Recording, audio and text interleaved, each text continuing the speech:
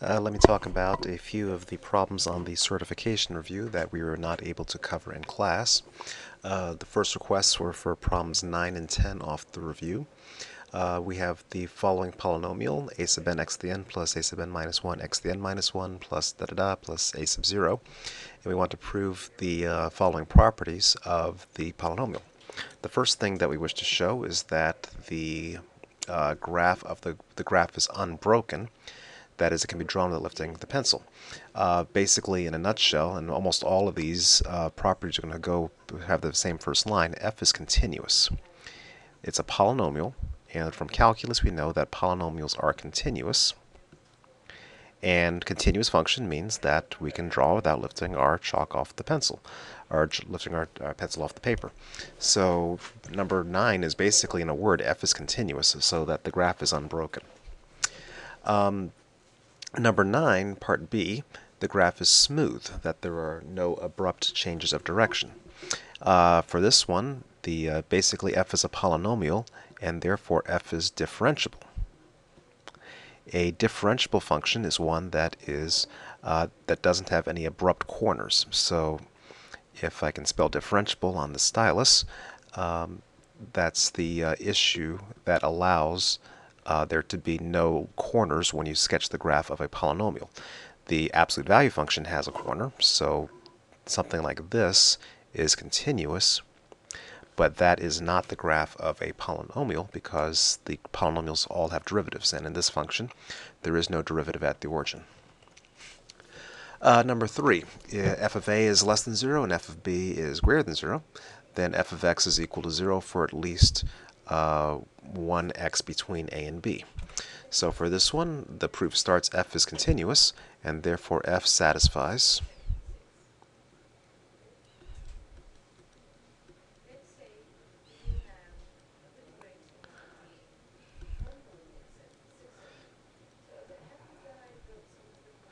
the intermediate value theorem.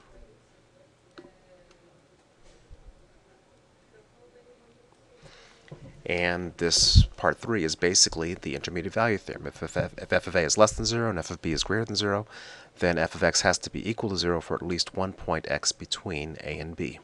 That's if the graph kind of goes like this, if here's a, and the graph is below the x-axis, and here's b, and f of b is above the x-axis, then somehow, if the graph is continuous, it's got to cross. It's a bad picture. If the graph is continuous, then it has to cross someplace between a and b. Maybe more than one place, but at least one place. Number 9, the long-range behavior of f of x is the same as the long-range behavior of f of y equals a sub n times x to the n. Basically, the proof of this is we'll take a look at the limit as n goes to infinity of f of x divided by a sub n x to the n.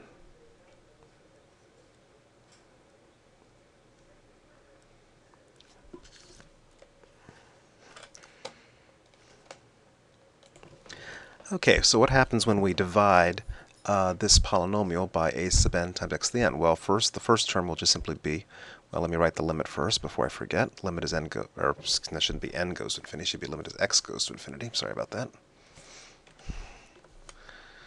Limit as x goes to infinity. And same here at the start, that this one should be limit as x goes to infinity. So I apologize for that. Okay, dividing the first term by a sub n times x to the n, we get 1.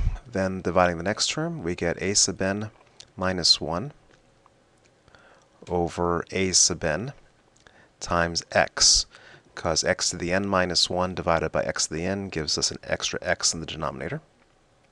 And continuing, all these other terms will have various powers of x in the denominator. So a sub 0, a sub n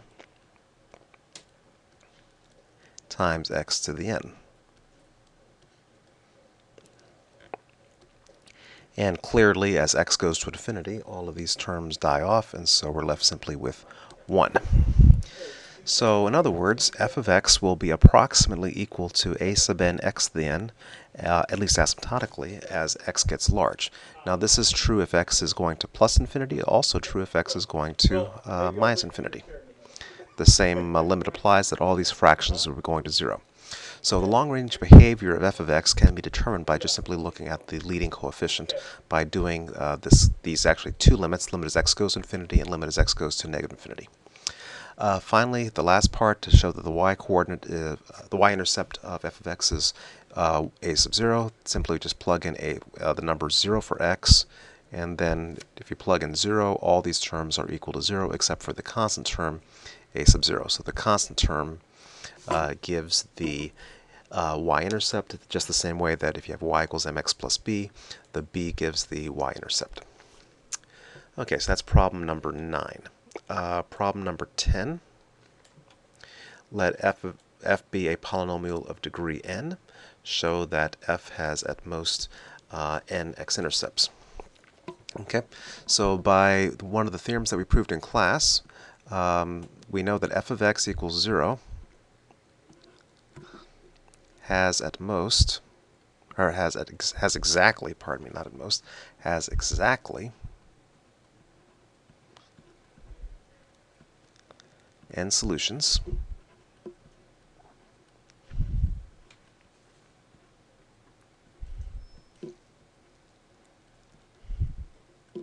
in the complex plane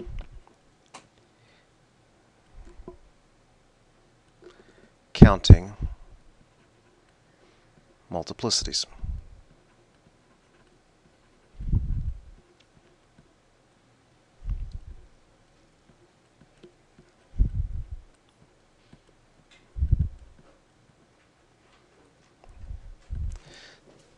Okay, so therefore, f of x equals 0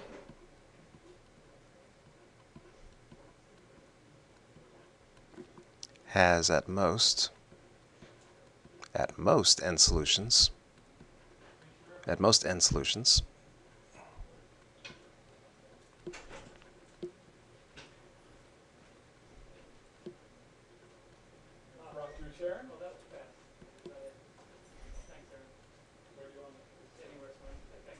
in the real on the real line.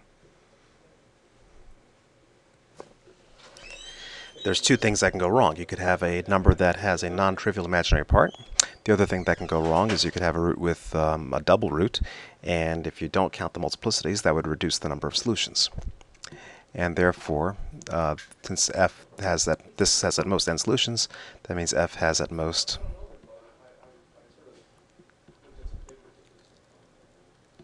n x-intercepts.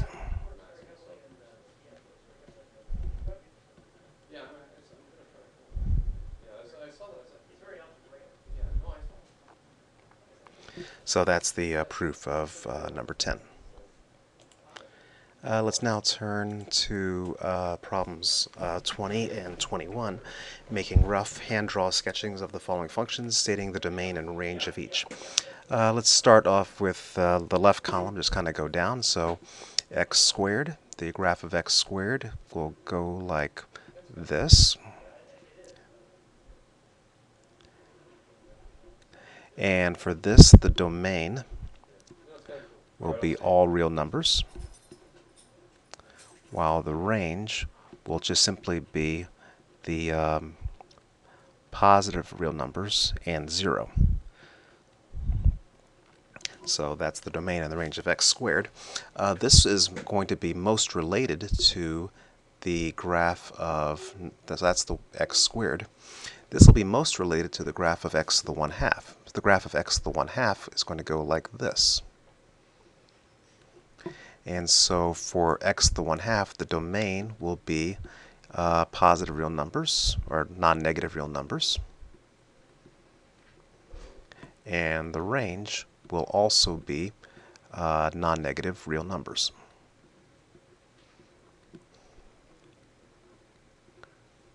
Okay. All right, these graphs are related by this transformation that x squared and x to the 1/2 are inverse functions. If x squared, we restrict the domain to the non-negative real numbers. So they are related to each other because the two graphs will be the reflection of each other through the line y equals x. So the two lines here are related. They are related by flipping across y equals x, and the reason this happens is because x squared and x to the 1/2 are inverse functions. So that's part of the problem. Let's now move on to another graph. So I'm going to start eliminating ones that we've already discussed. Let's now take a look at x to the 3/2. The graph of x to the 3/2, well, let's think about this. You have to have x positive, or at least non-negative, for this to make sense. So the graph of this is going to be somewhere between the graph of x and the graph of x squared. So that would be the sketch of the graph of x to the 3/2, where the domain is, let me write it like this, x greater than or equal to 0, and the range will be y greater than or equal to 0. So I could write the domain and range like this, or else using the set notation that I did in the previous example. So that is the graph of x to the 3/2. We cannot input a negative number because a negative number to the 1/2 does not return a real number, so that's not permissible. So let's continue on with some other positive exponents. Let's now take a look at x to the 2/3. X to the 2/3, it is perfectly permissible to plug in a negative exponent, or negative bit number. Negative number to the 1/3 power is perfectly well defined. So the graph of this is going to be something between x and the graph of x to the 1/2. So it's going to go something like this, where this is supposed to be symmetric about the y-axis. So the domain is going to be all real numbers, while the range will be y-coordinates that are greater than or equal to 0. So that's the graph of x to the 2/3. It's defined on both sides of the y-axis because I have a odd number in the denominator of the exponent. Let's take one more positive base, x to the pi. So x to the pi, that's x to the 3.14, etc. I have an irrational exponent, and so this will only be defined for positive values of x.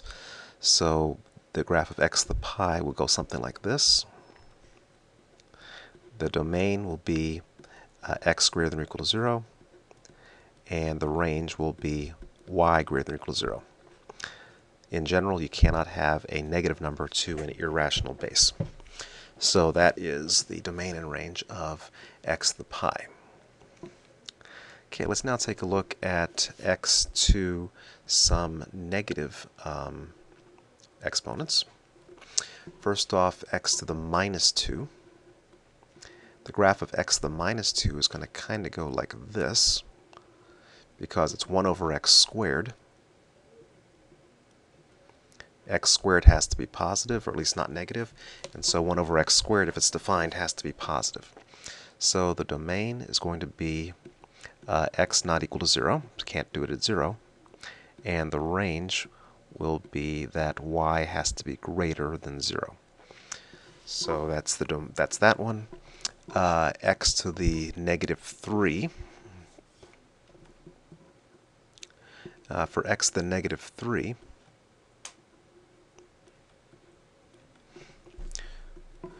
we have a graph that will look like this, where it kind of goes like this, and same thing on the other side. It's not a hyperbola. 1 over x would be a hyperbola, but kind of has the same general shape. So for this one, the domain would be that x is not equal to 0, and the range would be that y is not equal to 0.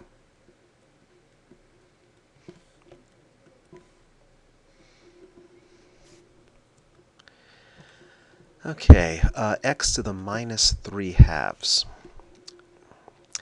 This is only going to be defined if x is positive, because I have an even number in the denominator of the exponent. So x to the -3/2 will go something like this. That's 1 over x to the 3 halves. And I can't have a negative number to the 3 halves power. So the domain for this will be x is greater than 0. And the range will be that y is greater than 0.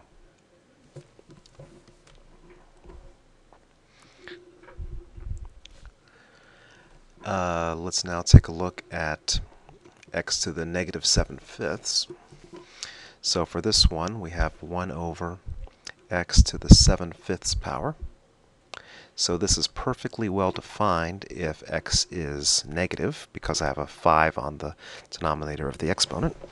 If I raise a negative number to the 1/5 power, that's negative. If I take that to the 7th power, that's also negative. So the graph of x to the negative 7/5 will have this general shape. And so the domain will be that x is not equal to 0, and the range will be that y is not equal to 0.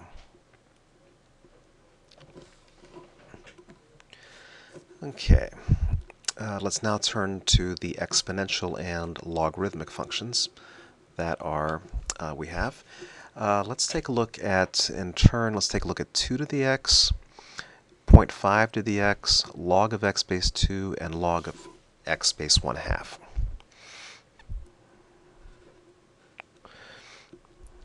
Okay, and I'll probably change the color coding on this as we go along. The graph of x 2 to the x will go like this. So that's the graph of 2 to the x.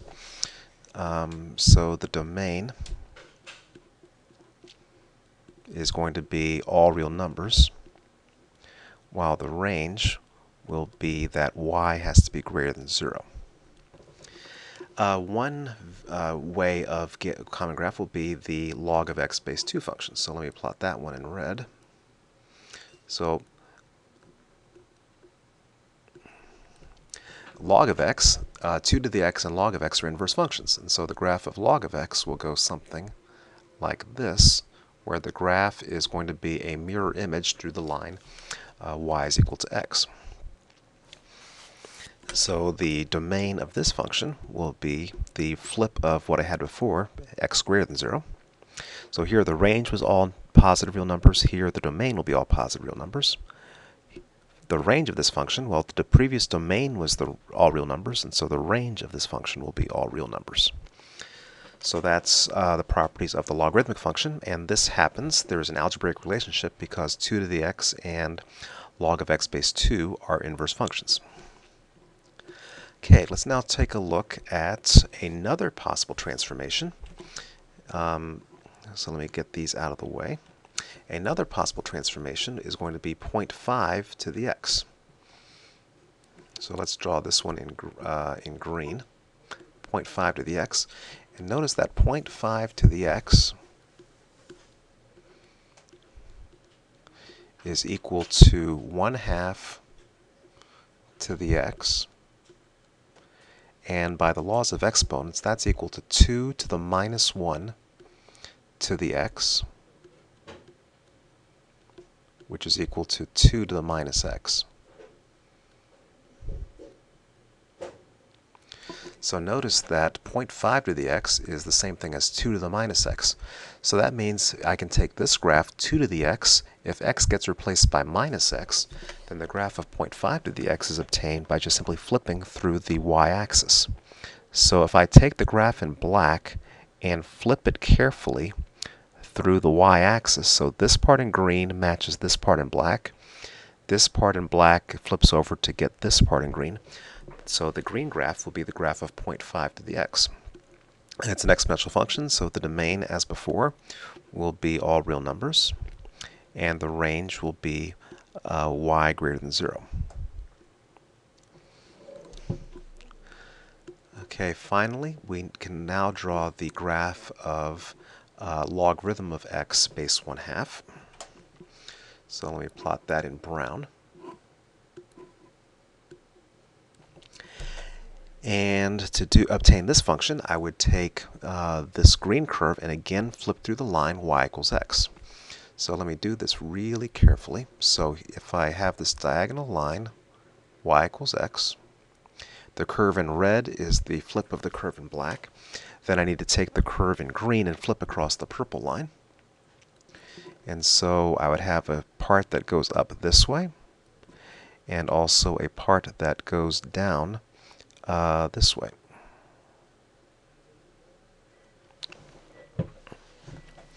So the curve in brown is the graph of logarithm of x base 1/2. The domain will be all values of x that are greater than 0. And the range will be, again, all real numbers, flipping the roles of domain and range in the home function in green. Notice that the curve in red is also the flip of the curve in brown across the x-axis. The reason that happens, let me clear this out.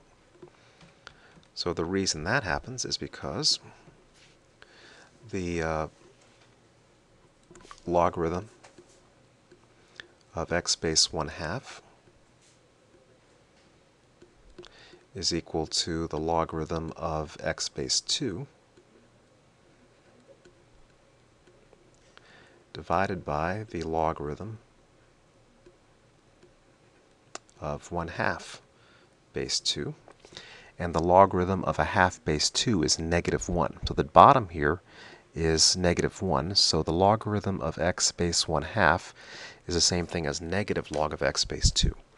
So that goes to show that the curve in red and the curve in brown are mirror images across the x-axis in the same way that the curve in green and the curve in black are mirror images across the y-axis. Okay, so that's part of number 20. Let me clear off what we've already done. So we've done that, we've done this part, and we've also done these two parts.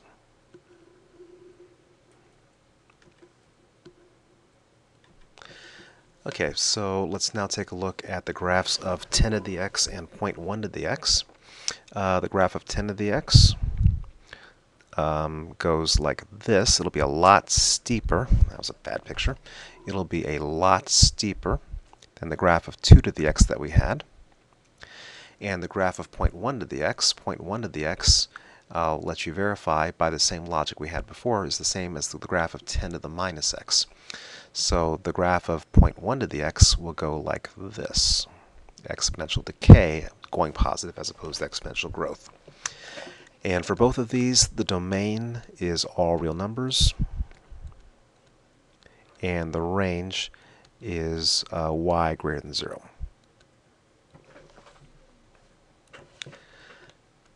Okay, that takes us to our final set of functions.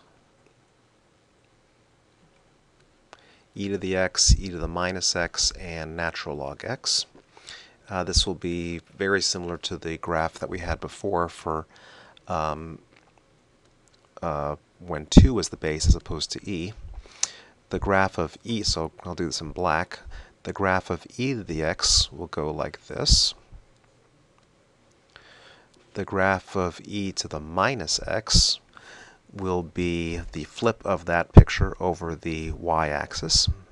So there's the graph of e to the minus x. And for both of these, the domain is all real numbers, and the range will be all numbers greater than 0. Finally, we need to get the graph of natural log x.